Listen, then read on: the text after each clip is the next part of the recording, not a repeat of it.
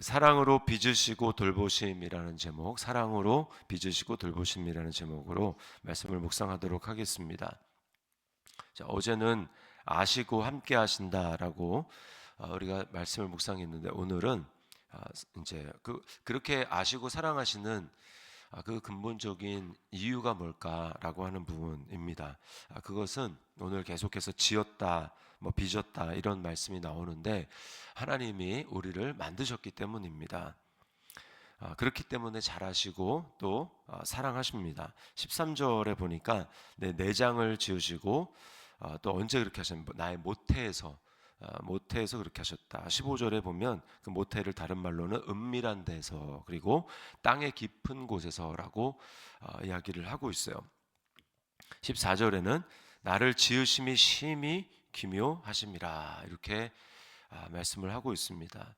그러니까 이제 우리가 그냥 당연한 걸로 생각하지 말고, 아이가 이제 태어나는 그런 과정들을 보면 정말 신비합니다. 자궁에 이 수정란이 착상해가지고 세포 분열을 하지 않습니까? 근데 이제 처음에는 쌀알 크기로 이제 시작을 그 정도로 이제 이렇게 느껴지면, 병원에 가서 검사를 하면 이제 초음파 사진을 찍으면 되게 조그맣게 나오지 않습니까? 그런데 그렇게 조그맸던 그 아이가 이제 중간중간에 계속 가서 사진을 찍으면 이제 형체를 점점 갖추어가는 모습을 보게 됩니다. 그리고는 이제 심장, 초음파 하면은 심장 소리가 들리잖아요. 심장 소리가 들리고, 그리고 이제 좀 더 지나면 태동을 하고 태동이 느껴지고. 그래서 그런 영상을 보신 적이 있는지 모르겠는데, 아이와 태아가 이제 엄마와 그 태아가 얼마나 긴밀하게 연결되어 있는가. 그래서 태아가 기분이 어떠냐에 따라서 그게 태아에게, 산모가 어떠냐에 따라서 태아에게 굉장히 큰 영향을 주는 것을 이제 보게 됩니다. 그래서 엄마가 기뻐하면 태아가 엄청나게 거기에 대해서 반응하는 그런 영상들을 이렇게 봤습니다. 그런 걸 보면 굉장히 이제 신비하죠. 야, 어떻게 이렇게 이게 생명일까라고 하는, 거기서 시작된 한 점과 같은 그것이 이렇게 생명이 될 수 있는가. 그리고 태어난 다음에도 마찬가지죠. 태어난 다음에도 점점 자라가는 모습, 그러다가 첫 말이 터지는 모습, 이런 모습을 봤을 때, 야, 정말 어떻게 이게 가능할까라고 하는 생각을 할 때가 참 많이 있습니다. 그리고 이제 어느 순간에 이제 요 태아에서 염색체의 그 배열이 남자로 아니면 여자로 이렇게 나누어지는 이런 모습들을 보면, 정말 하나님이 심히 기묘하게, 신묘막측하게 사람을 만드셨다라고 하는 것을 보게 됩니다. 자, 이 세상의 모든 생명이 이렇게 태어남에, 여기 다윗의 고백을 했지만 다윗만 그렇게 한 것이 아니죠. 모든 생명체가 태어나면 하나님이 직접 그렇게 관여하셨다고 하는 것입니다. 그러니까 그래서 아이가 태어날 때 엄마가, 또 부모가 그 아이를 보면서 기뻐서 또는 감격해서 눈물을 흘리고 막 그렇게 반응하지 않습니까?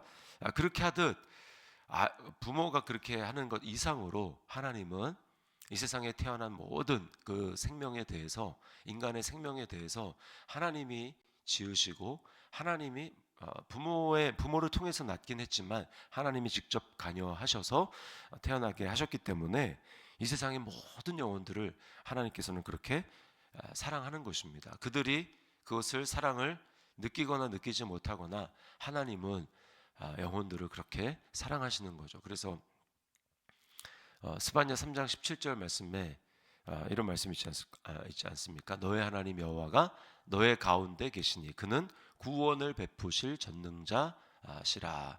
그가 너로 말미암아 기쁨을 이기지 못하시며, 그렇게 말씀하시죠. 기쁨을 이기지 못한다. 그리고 너로 말미암아 즐거이 부르며 기뻐하시리라라고 말씀을 하십니다. 이거는요, 꼭 예수를 믿는 사람들뿐만 아닙니다. 모든 영혼에 대해서 하나님이 태어날 때뿐만 아니라 그들이 장성하고 그냥 하나님을 반역하고 떠나 있는 그때에도 하나님은 그 영혼을 향해서 돌아오기를 원하시면서, 마치 집 나간 아들을 기다리는, 자녀를 기다리는 부모의 마음과 같이 하나님은 그 영혼을 사랑하시는 거예요.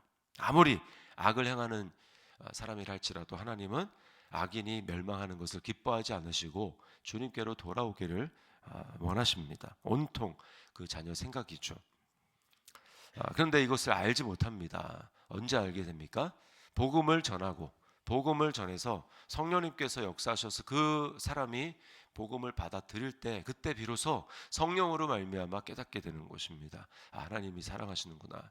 하나님이 정말 살아계시는구나. 하나님이 정말 나의 아버지가 되시는구나 라고 하는 것을 알게 되는 거죠. 비로소 알게 되는 거죠. 비로소 다윗처럼 17절에 이렇게 고백하는 게죠.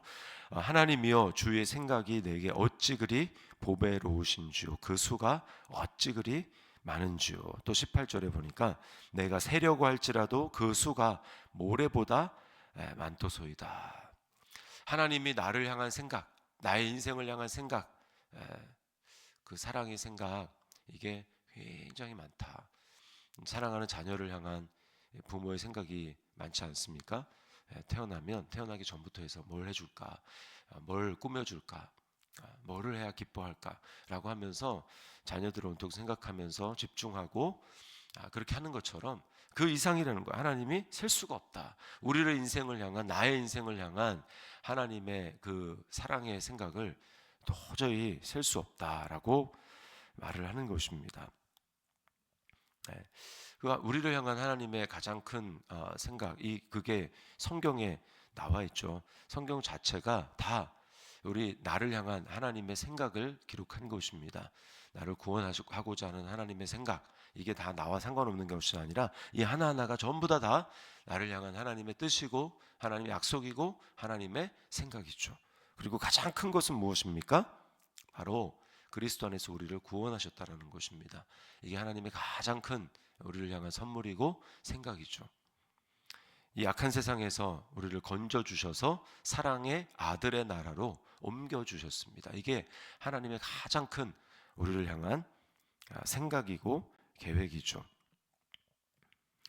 이 모든 것들을 하나님이 계획하셨다라는 거예요. 그리고 그 뜻을 언제 밝히 알게 되냐? 우리가 하나님을 깊이 만나게 될 때 알게 되는 것입니다. 그 사울을 보면 사울 이 바울로 변화되지 않습니까? 바울을 변화되는데 그가 눈이 멀고 나서 이제 돌아오는 그 과정 가운데 두 가지 질문을 이제 예수님께 합니다. 주여 누이시니까 당신 도대체 누굽니까? 이렇게 질문하는 거죠. 나는 네가 핍박하는 예수다 이렇게 얘기를 하니까 그 다음 질문입니다. 내가 무엇을 하리이까? 내가 무엇을 하리이까? 그 전까지는 뭘 해야 될지 모르는 것입니다. 그러나 예수님을 만나고 주님이 이제 말씀하시죠. 너는 내가 이방인에게 복음을 전하기 위해서 택한 나의 그릇이다라고 말씀을 하시고 자신이 이제 예수님을 만나고 나서 비로소 자신의 사명과 무엇을 해야 되는지 주님이 나를 향한 하나님이 나를 향한 계획과 뜻이 무엇인지 발견하게 되는 거예요. 그러므로 그리스도 밖에서는 아무리 뭐 점을 치고 뭐 운수 상담을 하고 뭐 한다 할지라도 그 인생을 향한 그 하나님의 계획 이것을 알 수가 없습니다. 오직 하나님을 깊이 있게 우리가 만나게 될 때 내 인생을 알게 되고 깨닫게 되는 것이죠. 그것이 마치 설계도를 봐야 이제 내가 이런 거구나. 내가 이렇게 지어진 존재고 이렇게 살라고 만들어진 그런 존재구나라고 하는 것을 아는 것처럼 우리가 우리를 만드신 하나님께로 돌아가고 그 하나님을 깊이 있게 만나야 비로소 내 인생을 어떻게 살아가야 될지 그 하나님의 뜻을 알게 되는 것입니다. 자, 이것이 바로 우리를 향한 하나님의 사랑이죠. 자, 이 사실을 우리가 분명히 안 사람으로서 도대체 어떻게 살아야 할 것인가라고 하는 부분, 그것은 한마디로 하나님이 나를 사랑하셨듯이 우리도 하나님을 사랑해야 합니다. 세상을 사랑하지 말고 하나님을 사랑해야 합니다. 자, 이게 이제 19절부터 이제 24절 끝까지 다윗이 이야기하는 거예요. 뭐라고 합니까? 19절에 보면 피 흘리기를 즐기는 자들아 나를 떠날지어다 이렇게 이야기를 하죠. 그 다음 20절에 그들이 주를 대하여 악하게 말하며 또 주의 이름으로 헛되이 맹세하나이다. 다음 21절에 여호와여 주를 치러 일어나는 자들을 미워하지 자기가 다윗이 미워하지 아니하나이까 하니까 이렇게 이야기를 합니다. 22절에 내가 그들을 심히 미워하니 23절 하나님이여 나를 살피사 내 마음을 아시며 나를 시험하사 내 뜻을 아옵소서. 그리고 24절에 나를 영원한 길로 인도하소서. 이렇게 이야기를 합니다. 여기서 죄인, 악인, 원수들은 다 하나님께 불순종하는 그런 존재들을 이야기를 합니다. 그러니까 다윗은 그런 자들과 함께하지 않는다.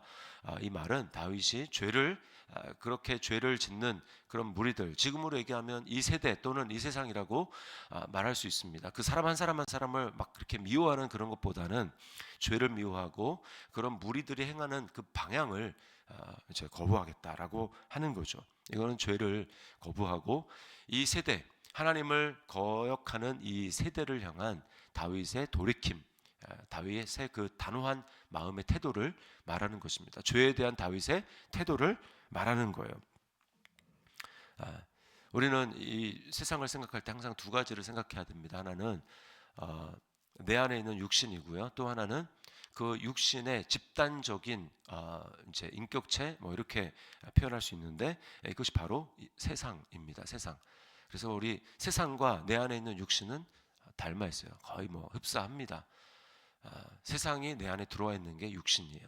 그래서 우리는 그것을 거부하고 날마다 우리를 불러주신 하나님의 뜻을 기억하면서 그냥 예수 믿고 살아가는 그 삶은 단지 내가 이 세상에서 천국 갈 그런 티켓을 얻었다.